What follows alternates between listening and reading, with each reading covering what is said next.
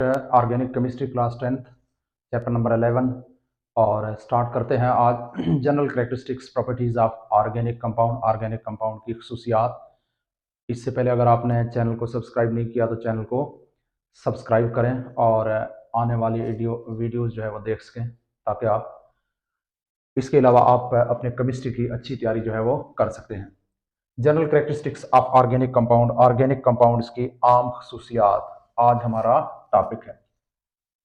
बच्चे देखें, organic compound को यहाँ हमने इनऑर्गेनिक कंपाउंड के साथ कंपेयर भी करना है।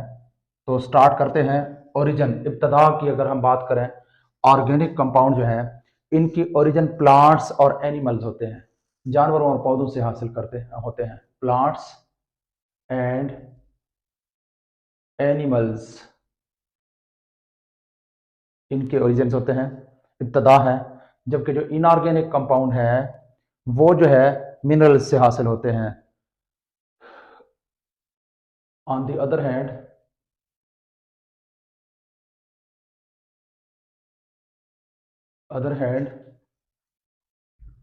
inorganic compounds are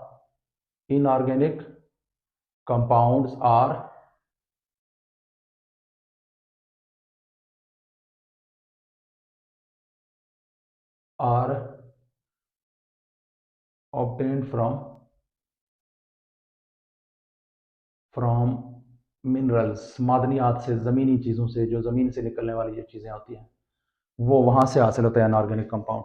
और अगर हम कंपोजिशन यानी बनावट की बात करें तो ऑर्गेनिक कंपाउंड जो है इनका जो main component of organic compound जो है, मेन जो अज्जा हैं कंपोनेंट, वो हैं और कार्बन एंड हाइड्रोजन। कार्बन और हाइड्रोजन है, मोस्टली इनके अंदर कार्बन पाई जाती है। जबकि अगर हम इनऑर्गेनिक कंपाउंड की बात करें, इनमें अमूमन जो है कार्बन हाइड्रोजन मेन अज्जा है, लेकिन इनमें ऑक्सीजन, सल्फर, नाइट्रोजन, ये सारी चीज़ें भी पाई जाती हैं। लेकिन जो इनऑर्गेनिक कंपाउंड्स हैं, इनऑर्गेनिक कंपाउंड जो है वो तमाम एलिमेंट्स के बने होते हैं। Inorganic compounds can be formed from all the elements. Organic compound में सारे एलिमेंट्स हो सकते हैं, कोई भी एलिमेंट हो सकता है। जबकि इनऑर्गेनिक में ऑर्गेनिक में हाइड्रोजन और कार्बन जरूरी है। कोवेलेंट लिंकेज, ऑर्गेनिक कंपाउंड के अंदर कोवेलेंट बॉन्ड पाई जाती है। ऑर्गेनिक कंपाउंड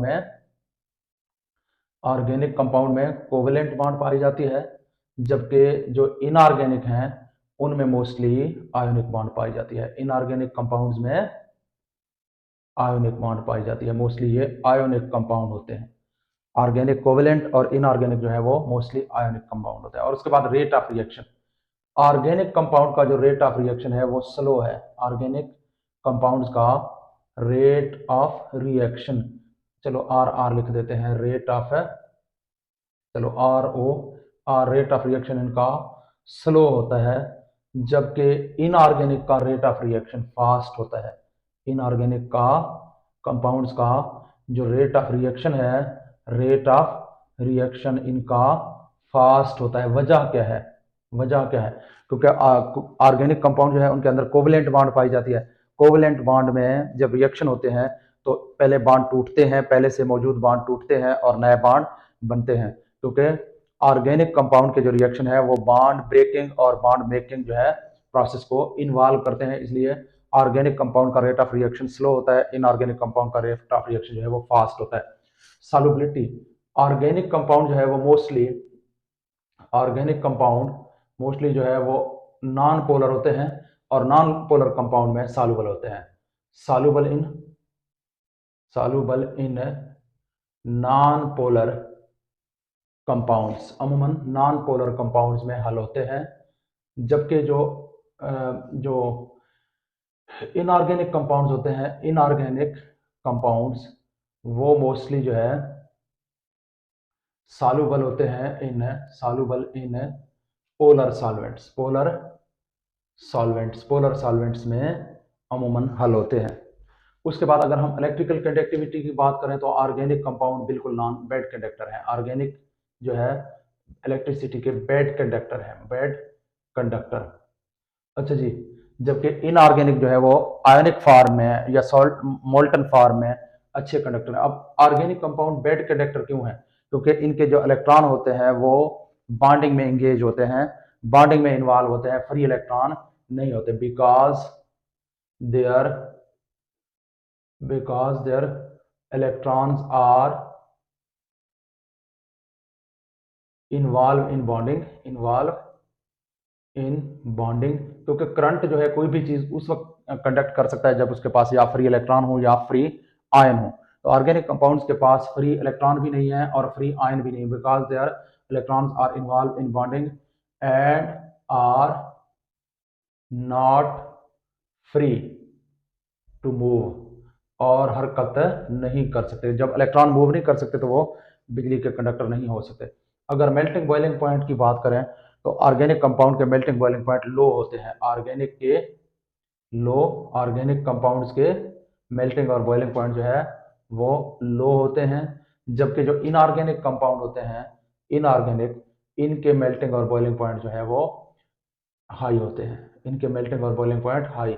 अब रीजन क्या है? रीजन ये है कि इनऑर्गेनिक कंपाउंड में आयनिक बॉन्ड पाई जाती है, जबकि ऑर्गेनिक कंपाउंड में कोवेलेंट बॉन्ड पाई जाती है। आयनिक बॉन्ड जो है कोवेलेंट बॉन्ड की निस्बत काफी स्ट्रांग बॉन्ड है। फिर उसके बाद कंबेस्टिबिलिटी यानी जलने की सलाहियत। ऑर्गेनिक कंपाउंड के अंदर जलने की सलाहियत ज्यादा है। हम जितने भी फ्यूल के तौर पर यूज करते हैं जलाने के लिए ऑर्गेनिक कंपाउंड को यूज करते हैं, जबकि इनऑर्गेनिक कंपाउंड है उनको हम नहीं जला सकते। जैसे सीमेंट है, जैसे पानी है। सीमेंट तो खैर एक मिक्सचर है, फिर भी इनको हम नहीं जला सकते, इनऑर्गेनिक कंपाउंड्स को हम नहीं जला सकते। अच्छा जी, organic compounds are organic compounds are highly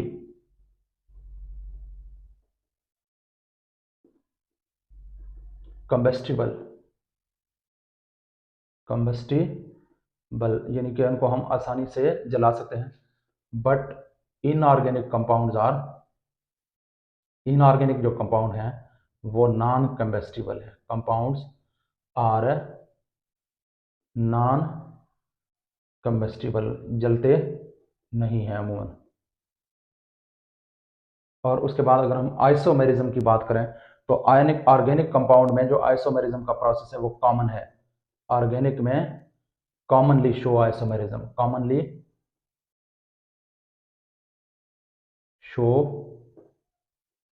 isomerism, जबकि इनऑर्गेनिक कंपाउंड जो है उनमें आइसोमेरिज्म रेयर है, बहुत कम आइसोमेरिज्म का मुजाहरा करते हैं। तो ये थे कैरेक्टरिस्टिक्स ऑफ ऑर्गेनिक कंपाउंड।